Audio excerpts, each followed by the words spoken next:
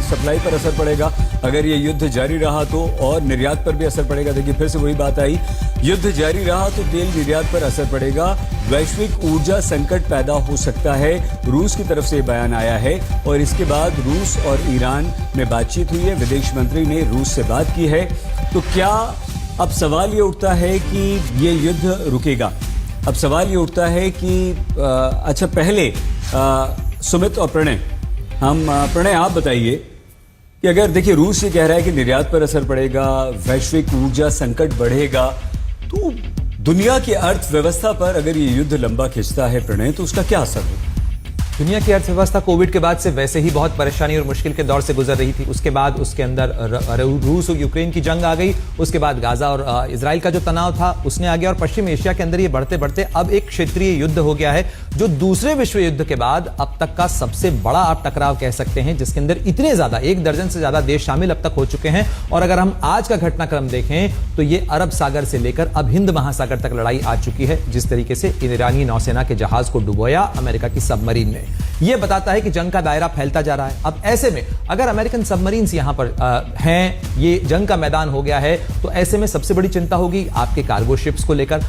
America के राष्ट्रपति Donald Trump ने कल एक बयान दिया और उन्होंने कहा कि मैंने डीएफसी से कहा है, यानी अमेरिका की जो वो संस्था है उससे कहा है कि जो शिप्स आते हैं उनको इंश्योरेंस प्रोवाइड किया जाए यहां पे, और साथ ही उनको सुरक्षा प्रोवाइड की जाए। आज एक और बयान पीट हेग्सेथ ने दिया और उन्होंने कहा कि जो गल्फ ऑफ ओमान और गल्फ ऑफ जो पर्शिया है उसके बीच में जो स्ट्रेट ऑफ हॉर्मुज है, जिस बैंड को लेकर इतनी चर्चा हो रही कि ईरान वहां ब्लॉकेड लगा सकता है, 24 घंटे पहले ही अमेरिका वहां से तमाम जो ईरानी नौसेना के जहाज हैं उनको क्लियर करा चुका है। यह दावा आज अमेरिका के रक्षा मंत्री की तरफ से किया गया। यानी दुनिया में जो जिस खतरे की आप बात कर रहे हैं उसमें दुनिया का 30% तेल इसी कॉरिडोर से आता जाता है। आप बिल्कुल ठीक कह रहे हैं, लेकिन यह भी सच्चाई है ना कि ठीक है, क्लियर कर दिया अमेरिका ने, सारे नेवी को तबाह बर्बाद कर दिया, कोई जहाज ईरान का वहां पर नहीं है स्ट्रेट ऑफ हॉर्मुज। ये दावे की बात लेकिन दावे, हाँ चलिए ठीक है, अच्छी बात कही आपने, दावा कह दिया, हम तो मान रहे हैं कि कर दिया होगा, खत्म कर दिया होगा, कर ही रहा है, करने के लिए आया है सुमित, ठीक है ना। लेकिन एक भी जहाज गुजर नहीं रहा है, ट्रैफिक जीरो है, कोई भी नहीं आ रहा है, डर रहा है। तो यहीं पर कैसे सुमित, जल्दी से बहुत अगले रिपोर्ट की तरफ हमें जाना है। दुनिया में राजनीतिक और सैन्य परिस्थितियां किस तरह से बदल रही? देखिए, राजनीतिक और सैन्य परिस्थितियां दोनों बदल रही है, लेकिन उनमें सुप्रीमेसी किसकी हो रही है ये सबसे ज्यादा इंपॉर्टेंट है। सुप्रीमेसी इस समय अमेरिका की हो रही है। जैसा प्रणय ने बताया कि देखिए स्ट्रेट ऑफ हॉर्मुज में उन्होंने शिप गिरा दिए, मार दिए। आपने कहा वहां पे अभी भी लोग जाने से, टैंकर जाने से बच रहे हैं, वो इसलिए क्योंकि डर और दहशत है। जब तक अमेरिका ये नहीं कहेगा कि हाँ अब हमारे पूरे सिक्योर एरिया में आप आ जा सकते हैं, शायद तब तक ये स्थिति रहेगी। लेकिन मुझे लगता है कि बहुत जल्दी ये परिस्थितियां बदलने वाली है। बिल्कुल, क्योंकि तेल के जो टैंकर होते हैं ये डिफेंसलेस होते हैं, इनको सुरक्षा देनी पड़ती है। इसमें तेल है, एक बम गिरते ही वहां पर आग और विध्वंस हो सकता है। मात्र 31-32 किलोमीटर का ये स्ट्रेट ऑफ हॉर्मुज है। आप बिल्कुल ठीक कह रहे हैं प्रणय, और वो डर यही है।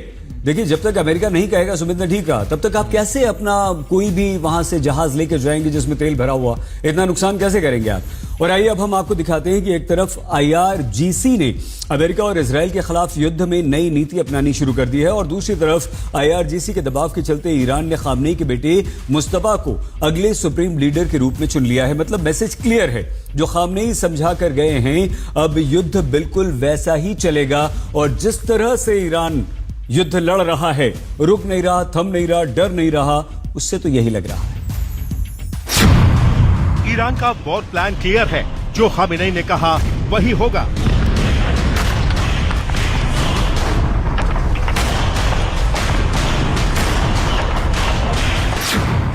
खामेनेई के बाद अब उनके बेटे मुश्तबा खामेनेई होंगे सुप्रीम लीडर।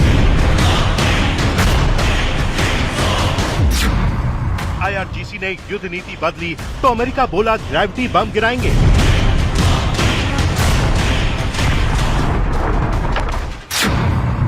महायुद्ध शुरू, अब लड़ाई डर्टी बम और ग्रेविटी बम पर आई।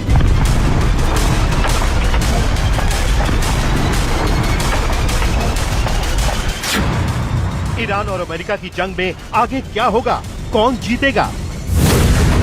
मौत से ठीक पहले आयतुल्लाह खामेनेई ने ईरान के लोगों को जो आखिरी संदेश दिया, अब ईरान उसी राह पर चल रहा है। खामेनेई ने कहा था कि ईरानी देश ने अपने इस्लामी और शिया सबक अच्छी तरह सीख लिए हैं, उन्हें पता है कि क्या करना है।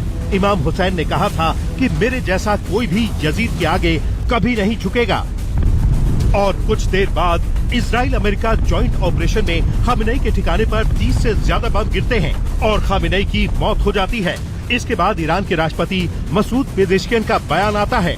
वो कहते हैं कि supreme leader Ayatollah Ali Khamenei की अमेरिका और इजराइल के हमले में हत्या मुसलमानों के खिलाफ जंग का ऐलान है। ईरान के सबसे बड़े राजनीतिक और धार्मिक नेता की हत्या को पूरी दुनिया के मुसलमानों, खासकर शिया समुदाय के खिलाफ खुली लड़ाई माना जाएगा। खामेनेई की हत्या का बदला लेना ईरान का हक और जिम्मेदारी दोनों है। इस अपराध के जिम्मेदार लोगों को सजा देना ईरान का कानूनी अधिकार है।